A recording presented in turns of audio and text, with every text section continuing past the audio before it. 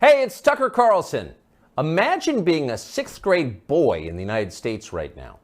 What are you hearing at school? What are they telling you on the internet? Well, they're telling you to stop being yourself, sit still, stop joking, suppress your aggression, share your feelings, obey. Female qualities are virtuous. Masculine qualities are oppressive.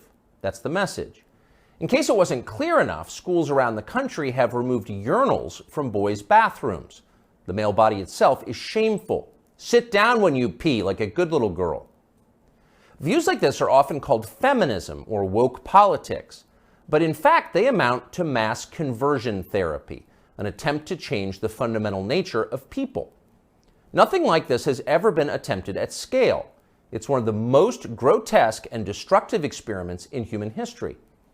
What would it be like to find yourself the subject of that experiment as a boy trying to become a man during the Biden years? Well, you might kill yourself. Many have. You might decide to reject your own manhood and embrace androgyny, or even switch sexes. Girls are better? Fine, I'll become one. Or more likely, you might simply withdraw into porn and weed and video games and give up on your life before it's begun. You might retire at 19, a less dramatic form of suicide. All around us, this is happening. Noticing it is forbidden, but that does not make it any less real. So it's probably not surprising that Andrew Tate was the most Googled man in the world last year. He offers a different vision.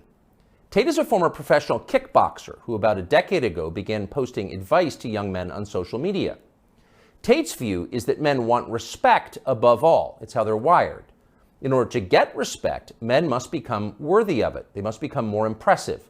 Wake up early, work as hard as you can, stay sober, find God, keep yourself physically fit, don't complain. That's his worldview.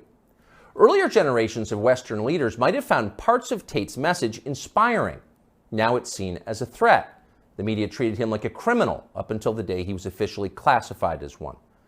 Just after Christmas last year, Tate and his brother Tristan were arrested and thrown into prison in Romania, where they live. The Tates were held without charges for 3 months, very likely with the encouragement of the British and American governments. In June, they were charged with human trafficking. They're now under house arrest until their trial. Are the Tates guilty of human trafficking?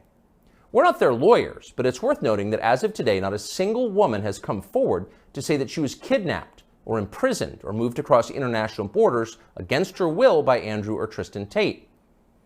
It's also true that in some ways, the charges against the Tates seem inevitable, like they were always going to happen.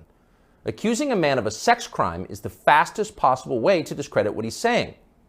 Days after WikiLeaks revealed that the US government had been spying on its allies and lying about it, Julian Assange was arrested in London for rape. 9 years later, prosecutors dropped the case against Assange for lack of evidence, though somehow that fact was not as widely covered. Is that what's happening here? Again, we don't know. Jeffrey Epstein's dinner partners insist that Andrew Tate is a pervert and a criminal. Maybe they're telling the truth. Either way, we think Tate's views about men very much deserve a hearing. So we flew to Romania to talk to him. We're posting the entire interview here on Twitter because we've been assured it will not be taken down for ideological reasons, as so much of his content has been. The video is long, but if you can, take the time to watch it. Make up your own mind about Andrew Tate. Here it is. So what are you charged with? That's a really good question. I'm charged with being the head of an organized criminal group, which is in charge of recruiting girls to make TikTok videos to steal the money from the TikTok views. Recruiting girls to make TikTok videos and stealing the money. So it's really a financial crime? It looks that way. And it's very interesting because the girls who they've identified to add to the file are saying that we're not victims of anything and this isn't true. But the state believes it's true, and the state thinks that I, as a 35-year-old man, woke up.